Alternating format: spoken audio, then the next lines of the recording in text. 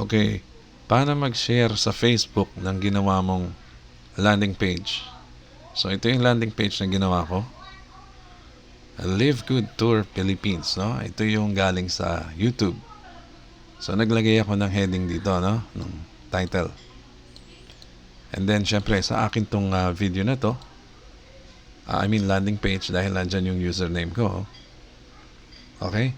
So, isi-share ko na sa Facebook. Kasi meron mga nagtatanong, paano po yan isi-share? Saan ko po yan isi-share? Ito na.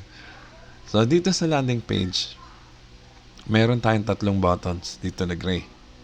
Yung long link, merong title. Ibig sabihin, pag shinare ko yan, kasama yung title na ginawa ko. Yung short link naman ay walang title. So, lalabas lang dyan yung default title na random. So, ang gagawin ko dito ay isi-share ko na may title, no? Yung ginawa kong title. So, ang i-click ko, copy long link. Ayan o, share long link with your own heading or title, okay? Pag click ko to, ibig sabihin na kopya ko na yung long link. Okay? Nakopya ko na yung long link.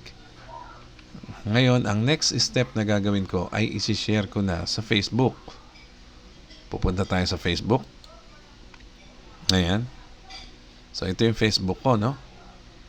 Gagawin ko, magkikreate ako ng post. Lalagay ko lang yung magsusulat lang ako ng kaunting description, no? Description dito sa Facebook. No hype, no flex. Flex. Just an incredibly awesome system. Yan. Maglagay kayo ng kaunting line dyan, no? Ng sentence pa bago kayo mag-paste ng inyong link. So, dito sa baba, enter ko dito ng 2 beses. Lalagay ko ng space para hindi didikit doon sa aking sentence, no? Diyan ko ngayon ipipaste yung long link ko. Okay? Kita nyo? So, meron siyang space at least. Hindi siya nakadikit doon sa linya ng inyong tinype na description. And then, ayan na yun. Yung landing page nyo. Papost ko na to. Pag-post ko niyan, ayun.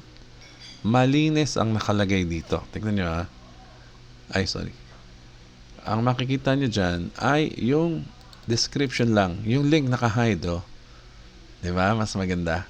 Kasi pag yung link lang ang pinaste nyo, lalabas dyan, puro yung labo-labo na letra ng link. So, mas maganda maglagay kayo ng description para malinis. Okay? So, yan. Nakapag-post na ako sa aking Facebook. And then, pwede nyo rin yan i-paste, syempre, sa Messenger, kung saan mang mga chat program kayo may kausap na prospects.